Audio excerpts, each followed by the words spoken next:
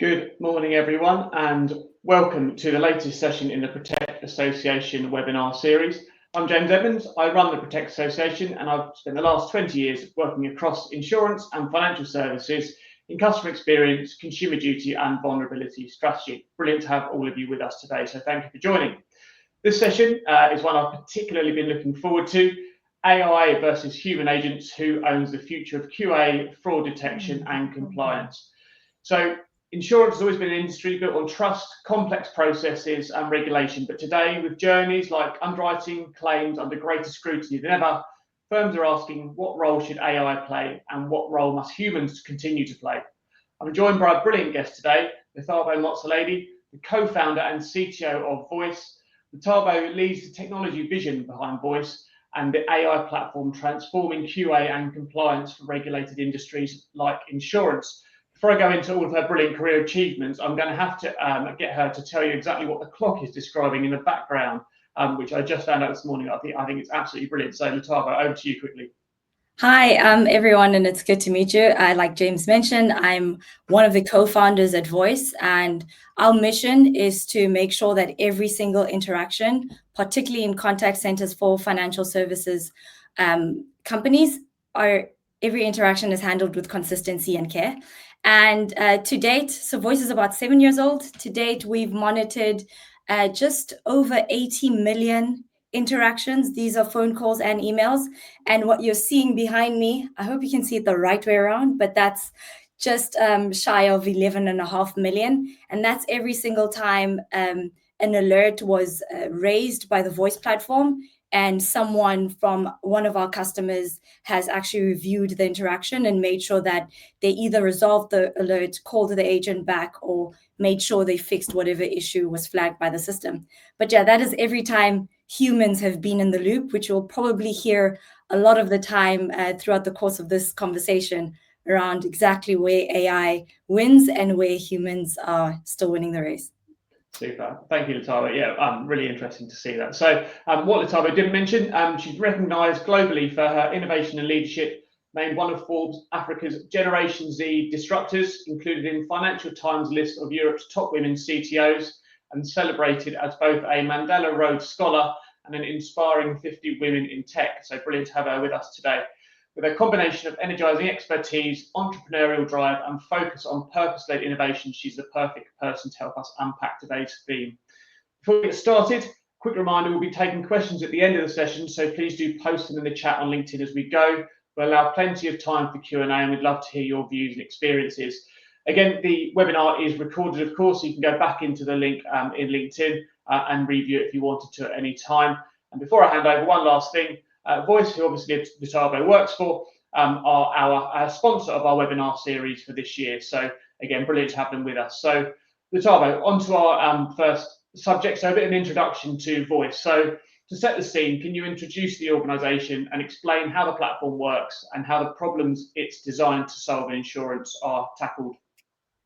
Perfect. So I'm just going to go into how it all started. Before I go ahead, I just want to confirm, yeah, the slides are sharing.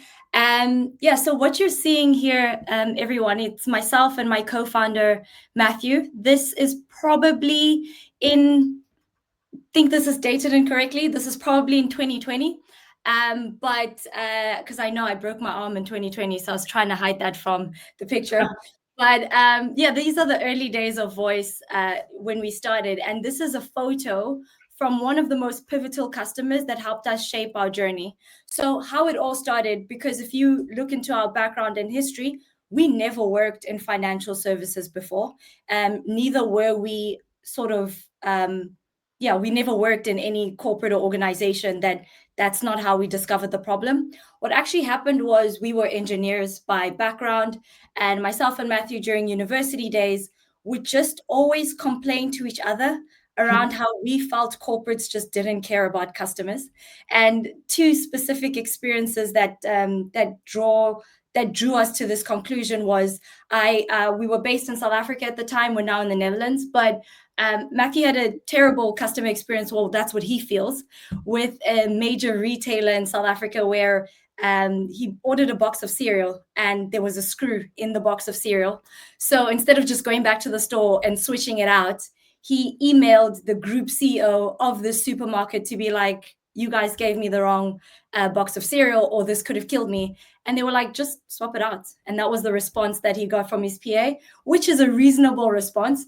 But he was like, I expected more. I could have died. Well, he didn't die, but he really expected much of a better experience. And with myself, I also emailed the retailer, something went wrong. And the response was just, it was about a price increase. And the response was just, oh, the price went up. You just have to deal with it. And I thought to myself, is this really the cultural environment that major organizations have and how they treat their customers? And we thought to ourselves, well, if we started a company, we're never going to do that. We're going to make sure that we can start a company that changes it all, except we have no idea what this company is going to do.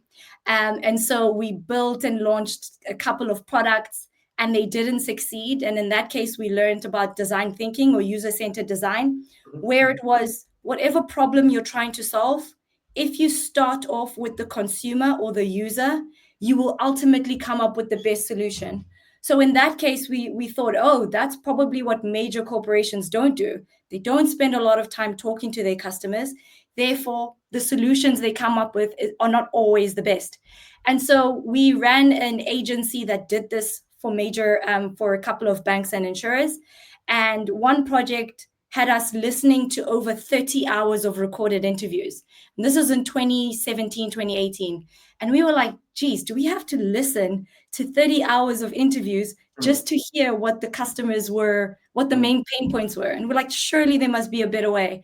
And we as engineers, we put our thinking caps on. We built a piece of software that would analyze the audio conversation, so transcribe it. And from then, that was Matt's portion of the contribution, and mine was doing the natural language processing. So from a set of transcripts, analyze that into text, and then find out what the key themes are using the early versions of what natural language processing were back then. So we were like, this is really cool. It makes us really quick. And someone said, well, there's a life insurance company I know that you might want to talk to. And we went and spoke to their marketing team to say, when you guys do consumer research, this software can help you understand what the consumer research is all about. And they said, yeah, that sounds like a really interesting idea. However, we have a QA team that has to, and it's 40 people that have to manually listen to all of these calls. So if you could automate the QA team's job and make their life a lot easier, then this software is good to go. So we were like, oh, that's very interesting, because that is absolutely not what we intended Voice to be in the beginning. But we spent a lot of time with this one life insurance, and in South Africa, they have about 400 call center agents and 40 QA individuals in charge of making sure that those interactions are compliant. And we were like, and they just said, if you can figure out how to make sure that in any interaction, you flag where something didn't go right, and then our QA team can come in and resolve that, you've solved a very, very big problem. And that was around 2018, 2019 that we started picking away at this problem to get to where we are today. Yeah, fantastic stuff. I can certainly say from experience, while I'm not in any way saying this is 100% of the time, so many products designed in financial services and in insurance as well, the starting point is how can we make a bit more money from our existing or a new market? And then the product is designed, and then the customer insight, if at all, comes in a little bit later in the process. And that's why we have loads of products that are really easy to onboard when it comes to servicing or offboarding or a renewal of some description. Those journeys are in no way as slick as they are when it comes to actually getting the customer on board, because that was the primary concern of the organisation. Obviously, they're there to make money, but I think both things can certainly happen at the same time, the great experience as well as a commercial result. So how would you say voice differs from traditional QA and call monitoring tools that insurers are probably already using? Can you just, repeat that? That's okay. How do you think voice differs from traditional QA and call monitoring solutions that insurers might already be using? Oh, right. Yeah. But so we'd like to say that it's not QA, traditional QA and voice. It is voice being a member of the QA team. So when we enter an organization, we actually tell customers that our software is an extension of your team. So if you have a team of manual if you have a team of people doing manual QA, their job is still important, and they should also always also continue the work that they do. Yeah. However, what voice does is, if you only listened to 2% of the audio before, if your QA team of 40, let's use One Life, could only listen to 2% of audio, what voice does is to say, well, your capacity is only 8 hours a day. In that 8 hours, how can we make sure that you're spending time listening to the calls that actually have issues? So the voice system runs in the background. We don't call it exactly always automated QA. We call it assistance in the automation, which is just triaging. So it'll triage, these are the calls that have issues. This call had an alert. This one failed compliance. And this is what you should spend your 8 hours a day doing. And what we've actually found is that the QA team no longer has to spend 8 hours, because the work is just a lot faster. They're not looking for the needle in the haystack, rather they're actually just making sure that they're doing the right thing. So we say, for companies that start using voice, it's not to say that it differs from your traditional QA process. It's just, you do have a lot more. You're going from 2% to 100% coverage. However, your team now is focused on lasering down on the ones that have issues. Yeah. Again, so a common theme I've seen a lot of AI discussions or articles is very much that it's not really here to replace agents. It's here to supplement what they do. And a phrase that comes back to me was a phrase that was always used in Royal Sun Alliance, which was tools to do the job. So I'm guessing that agents feel a bit more supported with this type of solution, less scrutinized maybe. When every call is monitored? Yeah, well, you find that quite interesting, because one, we all are aware that there's a quality assurance team. Everybody, when they call a call center, they do hear this call is recorded for quality and training. But in the very early days, there were two types of sort of pressure that we were facing: a QA team who naturally fears that their jobs are getting replaced, and agents who feel like, well, there's this other thing that's really looking into every single thing that I'm doing more than what the QA team used to do before. A few years ago, that was the case. Today, we find that entirely different. We've gotten a couple of examples of actual agents. Instead of just telling a customer, hey, this call is recorded for quality and training, we've heard agents unsolicited go the extra mile to say, well, I need you to know that there is a system called Voice that's running in the background, and it exists to give you I want to tell you about it because it gives you the reassurance that everything I'm about to say will get checked, and that if there's anything that is an issue in this call, it will get flagged. And what we've seen that do is agents using voice as something to ease the customer to know that whatever you tell me here, whatever happens here, it's not just going to end with me. There is something else to double check and put you at ease that I'm giving you the right information, and that actually you get the best outcome. So we've seen agents completely shift from this is a big brother sort of surveillance tool to this really can help me make sure or build rapport with the customer. And we found that a really great change. Absolutely. And obviously you've spoken about how what One Life was pivotal in helping with the system that you built. Is there anything else that's from your experience with them that influenced the system and the way it was built? Yeah, so I'm just going to go into the next slide here into just how the system works. So basically, we had, and if you think about most technology, the back end basically just transcribes and then it does some analytics. However, a QA team has a workflow that they need to follow throughout the whole process. And one thing that's crucial in insurance is that there's very, very heavy underwriting that needs to happen by the agent, usually on the phone call, right? So the first thing that was very important was we needed to understand, well, what is the underwriting process? Yeah. What does it take to understand whether underwriting has happened correctly? And what we learned was it really depends. And in life insurance, it's a lot more complicated. So let me share. So you've got an interaction that's roughly an hour long or an hour and a half, because that's how long it takes to go through all the questions with a customer. And in order to assess whether this call was compliant or not, the system also needed to verify, well, did we ask James the right questions if James is the customer? But then asking James the right question in life insurance was, well, if James is a smoker, then you need to ask these sets of questions. But if he's not a smoker, then you don't need to ask these sets of questions. If James has had a major life event or hospitalization event in the past 12 months, then these are the underwriting questions. But if he hasn't, then this is it.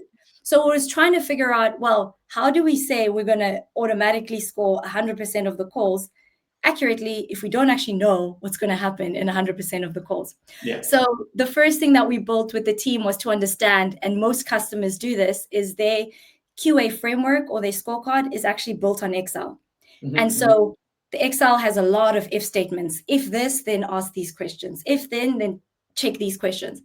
And so what we did is we figured out a way to convert that process into what we call, what you see on the left-hand side there, is the dynamic configurable call flow. So a customer is able to actually build their whole underwriting process or the script in a way that says, well, if the customer says yes to being a smoker, then route down this direction and ask this extra question. But if not, then do that. And so this One Life customer was super pivotal in helping us understand those intricacies and also helping us understand why you should always allow the user of the software, particularly the AI software, to have autonomy in configuring it. Because we would have said, well, all insurance calls follow this route, therefore all insurance calls need to have the scorecard, which is not true.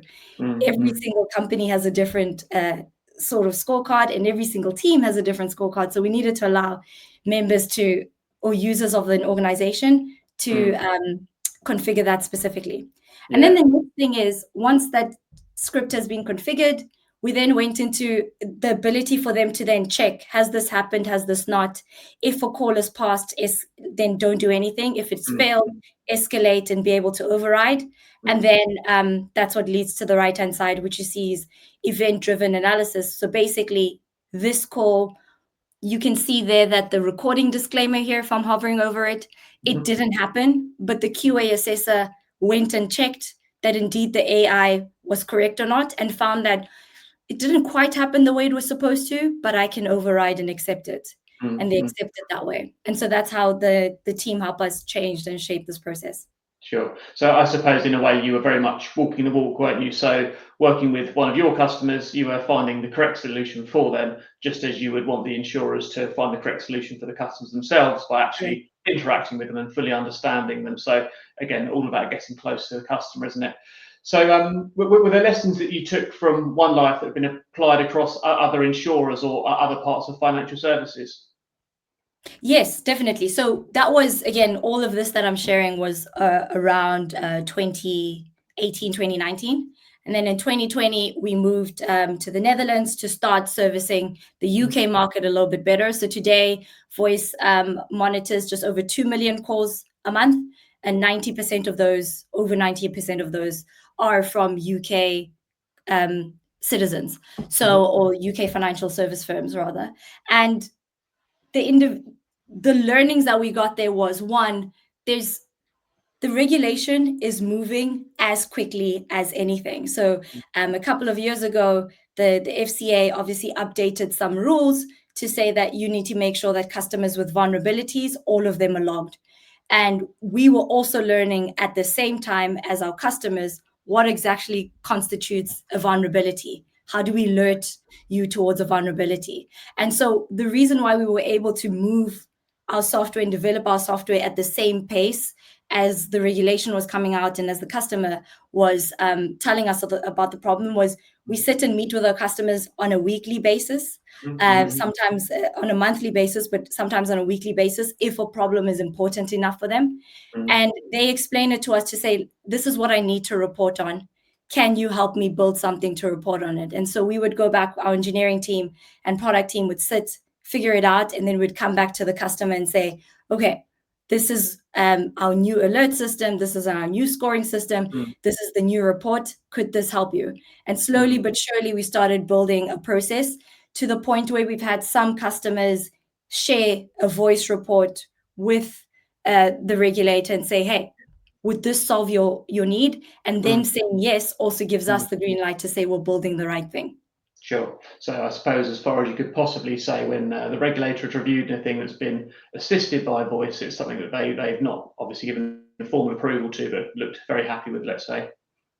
Correct. Yes. Good stuff. So I'm not trying to clean bowl you with this question, but obviously insurers can be huge, can have commercial sides, personal sides, business sides, 100 different types of lines of business. They can have been around for hundreds of years. So how easy or difficult is it for a organization to be able to use your solution without overburdening the compliance teams or the rest of the organization based on the intricacies of that particular organization or all the types of business that they happen to write? Yeah, so James, you touched on a very good question, because that internally is a number. So we call it time to value, a number that we internally measure. So once an organization said, hey, we need the software, this probably could solve one of our problems or solve our QA coverage problem, we now have an internal target that in 90 days, this should be in operational phase. So internally, we have a 90-day target to show a customer value that they will say, okay, we're going to continue with that process. And we found that depending on the size of the organization, the implementation of our software can either be an uphill battle or somewhat of a very, very easy breeze. So in theory, if you upload a conversation onto Voice and you use some of our templates, you can actually get Voice set up in an hour at most, 2 hours, because we've got, for some instances, direct integrations. So as long as you can connect the telephony system with Voice, that can happen in a few clicks for some customers. And then after that, use some of our off-the-shelf models to configure alerts, to configure your scorecard. And then you can have your first report or view data on a dashboard in under an hour. The reality is there is a whole group of people to bring on board. There's, like you mentioned, complex underwriting scorecards and so forth.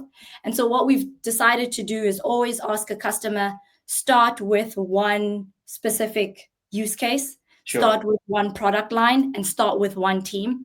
And that team needs to have an open mind, and two, the capacity to implement the software. That's the first thing. The second thing is go, and once they've set up just one team, just one product line, and manage to prove the value in that, they can actually just duplicate that configuration across the board. So we found that actually makes the rollout a lot easier. But having a team of individuals dedicated to the actual onboarding changes everything, because what we found in most cases, and this is not just voice and AI adoption, is that the directive to buy software comes from senior leadership. And we'll come to a team and say, hey, there's this new software that you just have to use. And then we find that there's friction with the buy-in, where it's not so much that there's anything wrong with the software. It's just that the team wasn't ready, or it's not the right time for them, and they don't know what to expect, and so forth. And so that's where we find friction. But our successful stories, we've had we've had our average time to value now across all our customers is at 144 days. That's obviously higher than our 90-day target. Because we take into consideration that unless you've got your entire QA team and all your agents running voice smoothly on a day-to-day basis, we can't tick that off as a successful implementation. And some customers get that done in under 4 weeks. Well, that's good. I suppose, you could easily change that parameter to 150 days and make it look great, couldn't you? But it's good you're still holding yourselves to account as to what you want to achieve eventually. So that's good to see. I suppose just moving on a little bit to fraud detection specifically. So very much a hot topic in insurance, and obviously it's a really easy concept to understand when it comes to actually organisations making savings if they're going to be using your product. But can you take us through how detections changed over the years, how firms like Assist Insurance are using voice today? Yeah, that's a very good point. So just to share, like in the beginning, so fraud detection and looking for anything that was weird was very manual process in most cases. You would have the QA team looking at the actual assessment or listening to the interaction and then checking on the CRM that the ID number or the information that the customer is giving is actually correct and so forth. So then in that case, there were no alerts, no triggers. It was just you found the issue when you were QAing, or you found the issue when you paid the claim and you realized the claim shouldn't have been paid in the first place and you're doing your investigation. So what we then started to do is customers, one of them in the early days said to us, hey, if you can help me identify anytime someone says, for example, I'm not actually sure about my ID, let me go and check it, right? That's a flag. Everybody in theory should know what their own ID number is, for example, or their passport number, whatever information that they need to verify themselves. So if that happens, trigger an alert and then go and see and investigate, was everything okay and was it normal and so forth. So basically in the beginning, our alerts were just keyword based, looking at certain trends, things that were weird, people escalating to speak to a manager, people trying to sort of asking questions that shouldn't have been asked in an ordinary interaction. And then the QA team would then stop whatever the workflow that they had, listen to the alert, review it and say, okay, everything's okay, and then mark it off as per usual. What we found is with this alert detection, in some cases, alerts started triggering when customers would escalate to want to speak to a manager. And so we had, in this case, for some customers where the alerts weren't live, we'd have agents go to a manager to say, hey, in a couple of minutes, a voice alert is going to go off. And so I need you to know that I did handle it the best way I could, but I just want you to know. So we started seeing behavior of the agents change as well, because they could also see that the system is monitoring and it will pick up almost everything that happens and so forth.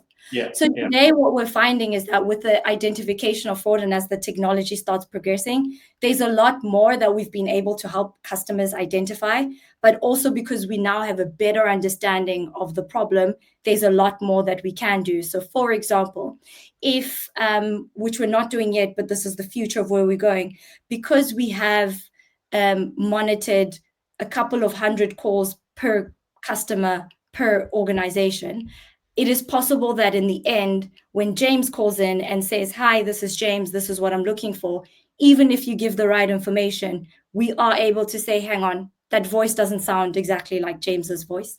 We're comparing it to a history of other things that James has said or other voices. In that case, this could be an alert that we need to trigger. Someone just needs to look into it. Maybe James just has a cold, for example. But this change in workflow has actually helped quite a lot. We found that customers have, in the beginning, an influx of alerts because you're all of a sudden finding out all of these potential issues that you never had before. However, and there goes my timer. So someone is working on the platform. Speaking of said alerts, but I'll give it a second. Okay. So then what happens is, because the QA process is a lot faster. You're no longer spending 8 hours a day listening to where calls could have issues. You're only spending your time listening to calls that have issues, which in theory means you have a lot more time to start triaging and resolving any of these alerts that potentially were potential threats or maybe weren't. And now you're able to focus your time on this. So this is what we've seen the process change from ad hoc only investigating to when you have an issue to now having the time to find potential issues.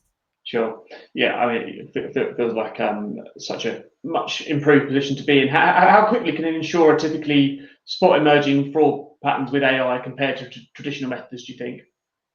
Yeah, I think it depends on obviously on the quality of configuration of the alert, and also whether they have their team ready on standby, and also in voice terms, how quickly the audio or how quickly the integration is happening. So if you are sending interactions to voice immediately after the call has happened, it means immediately after the call, you're able to find out what the issue was, able to resolve it, call the customer back, either cancel that sale or ask the agent to call back and verify certain things.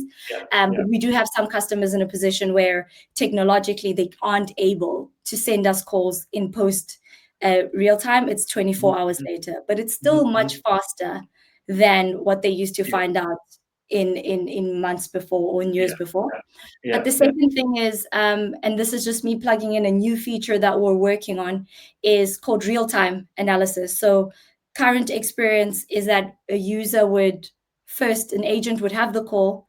As soon as they hang up, the call then gets sent through to voice. We analyze and the QA team picks it up. In a couple of weeks' time, with a set of special customers helping us build this feature, we actually have voice running while the agent is having the conversation. So if there are certain alerts or triggers that customers or that identify that indicate, so for example, these questions like, I'm not sure about that, this is my wife's account and I can't do a security audit, something like that, those red flag type of conversations, as they occur, the agent is then given the advice, or this is what you should do. This is how you should handle that objection, follow through. So in real time, you're able to actually pick up this fraud or do something about it instead of having to wait for the call to end. Yeah, that feels like quite a significant step forward in the proposition. Obviously, I suppose there are two possible outcomes of the increased detection of fraud. Does it sort of shift the point at which it is caught, or does it shift the overall volume of the fraud, or do fraudsters, let's say, not target certain organisations because they learn that they are good at detecting fraud? What are the kind of outcomes that you see?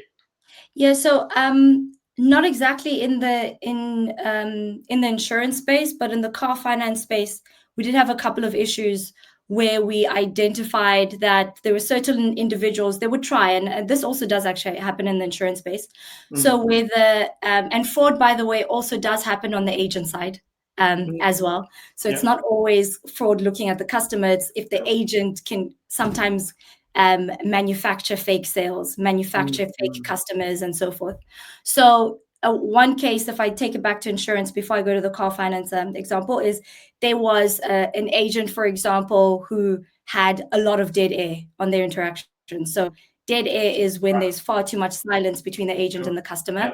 And it just turns out that there was no customer on the other side. The agent was just manufacturing a set of details. They obviously somehow managed to dial the company in, and they were just completely creating an entire fake customer profile, fake status, and so forth, and then triggering this customer or for a repeated period of time. But then how voice picked this up was, well, this agent's dead air is far higher than the usual. There's always, they're putting on the customer on hold for too long, was the first assumption. But when we're able to investigate and look into the calls, we're like, well, there is no customer at all. And this took about a couple of, with voice, so it took like a month or two to notice after implementing voice, but it turns out going back, this agent has been doing it for years. Right. So that's just one example of how fraud happened there. But also what tends to happen is it's not always one individual that we find with the fraud. It's always a syndicate of some sort. And in that case, they have targeted a couple of other customers or a couple of other companies trying to figure out, well, how does this car finance process work? Well, if I can get this far with this company, then I think the next company is going to ask me this question. So let me figure out how to game the system and mitigate and so forth. And that's why I'm trying to say that if we are able to, and this is probably a call to the future because this doesn't exist yet, if we are able to get to a point where we're running conversations for enough customers, and we could sort of get some sort of collaboration across the board to say, hey, this voice has been heard in other individual conversations doing something that was flagged as fraud. Maybe your team should look into this. So this is the future where we can go, where as organizations, we can all collaborate on finding the fraudsters, because they're not just going after one company, they're going after all companies. I never thought I'd find fraud detection interesting, but here we are. So just a quick reminder to everyone to begin to leave questions in the chat in LinkedIn as well, if that's okay. We will get to those at the end, as we said. So just moving into, I suppose, how AI changes the QA process. So traditionally, I think it's been, it would be regarded as slow, manual. How does it change the way QA are done? What kind of impact does it have on the insurers and their customers? Yeah, so basically the first goal, so we've got 3 targets. When we meet a customer, we've got 3 goals. Obviously, everybody has different objectives when they bring in software, but we say protect, save, and grow. So the first thing that we're trying to change in your organization is, how do we reduce your risk profile? So if you were only listening to 2%, how do we get to 100% and make sure that you're protected? That at claim stage, you're not like, we should have never issued this claim anyway. You would have seen that before. So that's the first thing. The second one, how do we change the organization, is how do we save? Now that organizations feel like they have to have 100% coverage, you're not going to hire double the QA team or triple the QA team to get that work done. How do we make sure that there's time savings with the existing team so that they have capacity to do more? So this we do by calculating ROI. So if before, like I mentioned, a call with a customer could be 2 hours or an hour, that then takes double the time to QA. So it would take 2 hours to QA. And we say we 10x that process. So up to 6 minutes, 12 minutes doing the whole assessment of an hour-long call, which means we're saving you on time. And the third thing which we found we're able to do is grow. So because you have all of these conversations and insights going, we can start seeing, well, what are the best performing agents doing?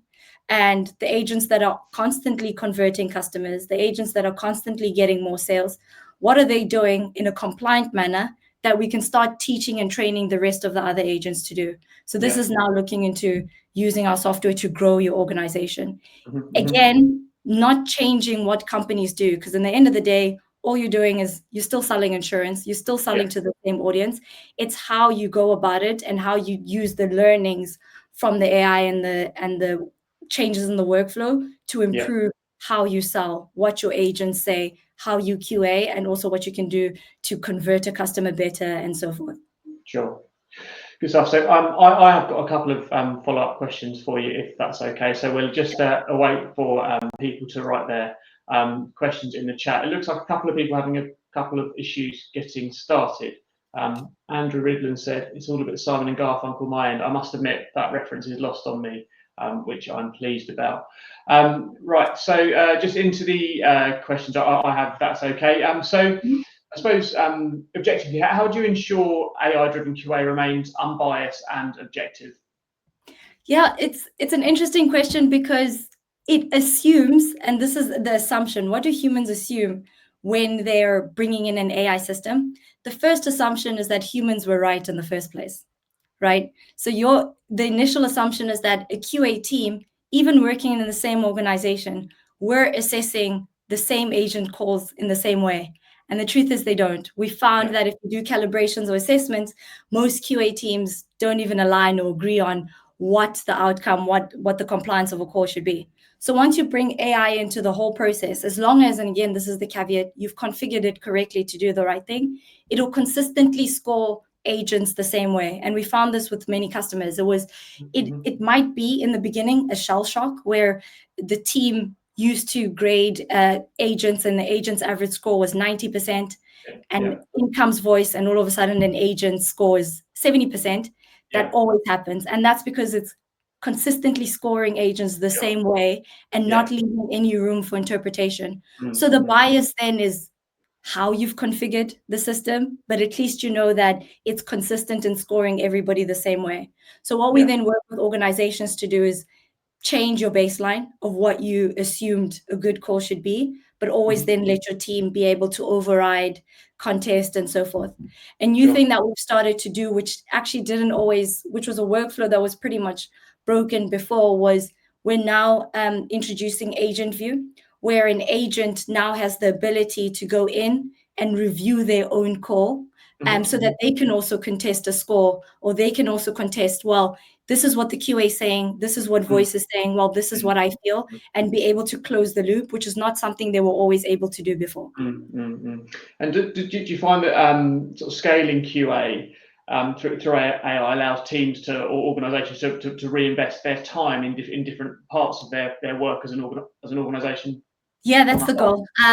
It's actually what we're aiming to do is, we know that business's main objective is how do we cut costs, how do we save more money, which is why I mentioned that the save is an important thing.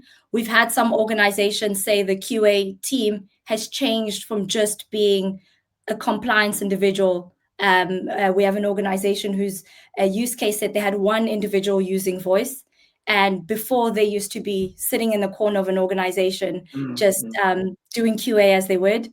Today, they've become a very pivotal part of the organization, where managers, team leads go to them for advice, because they now all of a sudden know everything that's happening in the calls. They know how to improve and so forth. So you went from being QA individual to all of a sudden an insights analyst or insights expert, because you're able to tell everybody what's happening in the calls. For us, that's the goal with every single implementation of voice. We aim to change the way people do QA, so that they now focus on insights and improving business outcomes versus just being a cost center of just checking that calls are compliant. Sure. So thank you. I want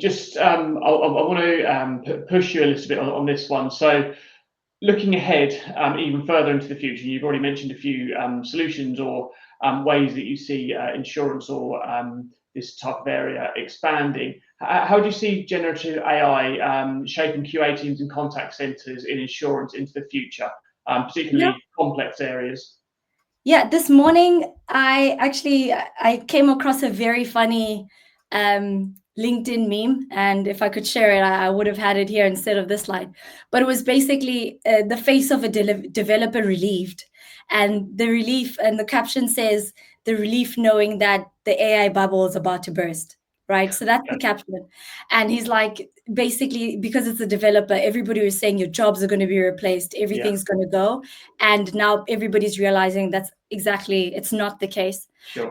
So we've reached sort of the peak of where we now understand what generative AI can do, and now we need to reset and say, okay, well, now how are we going to actually use it? Because the reality is we're not going to lay off the entire workforce. Sure. The reality is but we need to change the way we work. So looking at two individuals, I'm going to use the AI, the agent, and then I'm also going to use the QA individual. So if you are a QA team member or a manager, how generative AI is going to change the way you do your work is you no longer need to go in and, for example, if you are a manager, you'd log in, look at dashboards, see what the data is telling you, and then investigate why it's telling you that, and then go find the issue. The expectation now is you log on and this generative AI has done all that work for you. Hi, James.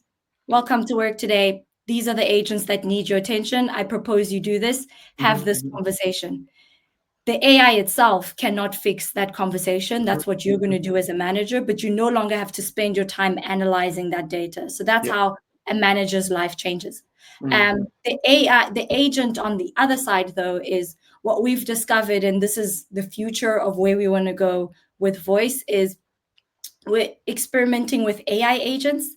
And that is, instead of, for example, having an agent take the call, having an AI actually take that conversation, which is a very scary topic to experiment within the first place. But we do have to try to see how far can we go.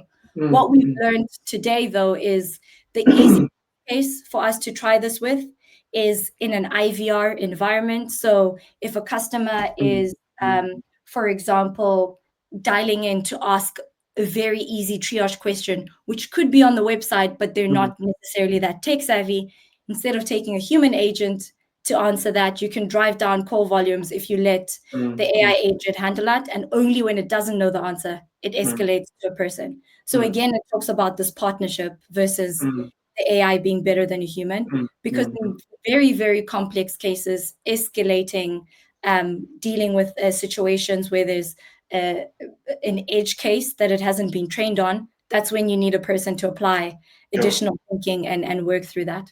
Yeah. I wonder how it would feel for a customer. Does the change from always speaking to an agent to going to an IVR, then to an agent, with that is the change for the actual call itself being handled by AI solution? Would that be as big as the original switch to IVRs or not? It'd be interesting to find out. I think it's interesting to say, because the experiments that we're running, James, you won't believe how natural these conversations have started to sound. And so the fear is not, can an AI agent simulate a human? It is, should they be allowed to? So it turns into an ethical question of what can they do? Should a consumer on the other side know they're talking to an AI agent? It's more about informing the customer where they assumed they were talking to a human. So we do think that we need to experiment on the ethics behind that, because it definitely does sound like a much better or smoother conversation. However, people are used to talking to other people, and that's what they expect. Yeah, intriguing stuff. Okay, I do have more questions. We are going to go to the ones from the audience to start with. So from Chris Adlard, great webinar, guys. Thank you, Chris. Good to be a part of the Protect community and get access to these. So a question for Letavo. Do you think AI is a threat to contact center teams or more of an enabler? Is the primary goal to save money or to make teams more efficient?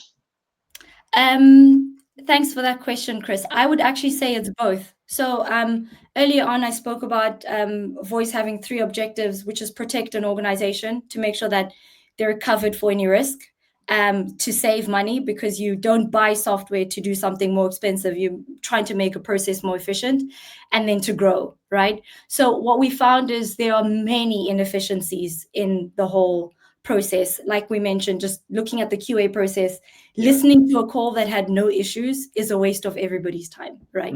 So having the AI say, well, this call is fine, you don't have to listen to that, is the first time saver that we're looking at. Secondly, if you look at team leads and managers, they spend around 5 hours a week training their agents to improve and so forth. Well, what if they didn't have to spend that 5? They could either do more in that 5 hours, or they could get to the same amount of training in less than 5 hours, which means they can do other tasks. And that's, again, the efficiency saves there. On the enablement bit, we found that if we as people have more information at our disposal, we will do the right thing, or we will try to improve, or we will try to get better. So because now with Voice, you're able to know how to make more sales, in theory, you're going to use that information and try to figure out how to adjust your sales process. And you need AI to do that, because you can't get 100% of that oversight into that. So we're seeing it as, if you're running an AI system, and again, it's not just Voice that does contact center analysis, it's any other AI in your whole process. If it's saving you money, it makes sense. And if it's making you more efficient or better as an organization, then it makes sense to implement. But if you're running an AI system, and again, this is very important for me, and it's more expensive than having people, then I'd rather say stick to the people. I mean, it sounds obvious, but we've gotten so much in this heavy bubble and hearing how expensive AI is, and then realizing, well, if it's not saving us money as an organization, why are we running the system? It's supposed to save money and time. And if it doesn't meet those criteria, then it's not worth running. Yeah, absolutely. No, I think wise words, definitely. So please keep the questions coming in. We've got one more from Colin Berry here. Colin asks, what level of confidence have you been able to achieve, i.e., in what percentage of cases have you had a false positive? Yeah, so Colin, that's a very good question. And I'm going to answer it with, it depends. So basically, there's many points in the entire value chain where things could go wrong, right? So we never ever, when we talk to a customer, we never ever talk about accuracy. We talk about confidence, right? So how confident are we that this is the right outcome and so forth? So the first point in which errors happen, I'm going to switch your question to just talk around how often things go wrong, so that a customer is able to understand what the level of risk in the end. So the first bit is the transcription component. So going from speech to text is an automated process, and that could go wrong. Someone could have a different accent. Someone could have spoken quickly. The agent and the customer could have overlapped. And in that case, you miss some information. So there's an error on the transcription level. What we do is we start telling customers to move on once you reach a certain word error rate or confidence level in your transcription. So when your transcription reaches 80% confidence, so in that case, the system is 80% sure that it heard the right thing, then you move to the next stage. So now you've got a transcript that's got 80% confidence. Sure. So then from then on, the configuration goes. So you've built your whole underwriting process, your whole QA process for it to get scored. And sometimes it will say, well, the DPA wasn't met, but it actually was met. And sometimes it says the DPA was met, but it wasn't met. Those are very important things, because it telling you about the false positive is better than a false negative, where it says the DPA was mentioned and that wasn't mentioned. What we found is it comes down to the configuration. Some users would just type in the words, your information will be used securely, right? So if it finds those words, pass it regardless. And so you'd find that this is a terrible example. I can't think of a better one, but an agent might say, your information might not be used or might be used correctly, but they're not actually saying the DPA, they're saying something else. Sometimes you find that would pass. What we do in this IVP process is check every single keyword that has been set, every single compliance statement, to just verify that, are you okay with that level of risk? We always say rather have a false negative than a false positive. So it does create more work for your team, but in that case, it's okay. And then we found that over time, the more times the QA grades, the better they become at configuring the system. And obviously, there's a convergence point where we have one other customer that's override process. So the number of times they correct the grading every time they assess is down 2%. Sure. So it means that if voice says it's 90%, it's either 88 or 92, but they're okay with that level of difference, that they can just go ahead and pull the voice down. Yeah. Good stuff. Okay, and no more questions so far. I have one last question, if that's okay, before we sign off and let everyone get a coffee before their next meeting. Very much like people to have practical takeaways from these webinars. So what steps could insurers take now to prepare for this hybrid future of AI and human agents? Very good question, James. And I actually think it starts with empowering their team. So basically, if we could get to a world where the conversation around AI in an environment, in an organization is safe. So we do training to open up the price. So to say to individuals, hey, the future of AI is here. It's not going to take your jobs, but we need to start experimenting to see how we change, to see how we can improve your processes. Your jobs will change, but it's actually what organizations need to start doing almost sooner rather than later. And I think obviously it's starting off at schools as well, but that's a bit too late for people in the workforce today, is how do you work with AI systems? How do you deal with the fact that they do hallucinate? How do you deal with all of that information so that when AI systems do come to an organization, someone is not scared, but they're already raising their hand to be like, hey, I've done a lot of courses. I've seen a lot of information on how to do this online. I want to be the person to configure it. I want to be the person to train it. I want to be the person that improves it. And in that case, they've shifted their role from they basically become the trainer of the system that's going to help make their lives a little bit better. Yeah. Fantastic. Thank you so much, Letavo. So that brings us to the end of today's session. A huge thank you for your insight and experience, Letavo. And thank you, obviously, to everyone for joining us as well. So what's clear for me, AI has moved from being back office experiment to a frontline enabler in insurance, but a human element clearly is remaining essential. So the future is about the partnership between AI and people, insurance, compliance, protecting customers and building trust. A reminder, you can catch a recording of this session and all of our past webinars on our website. If you're not yet a member of Protect, we would always welcome you to join. So please do get in touch with me if you wanted to join. Thanks again, and we look forward to seeing you at the next session. Great. Thanks, James, and thanks, everyone.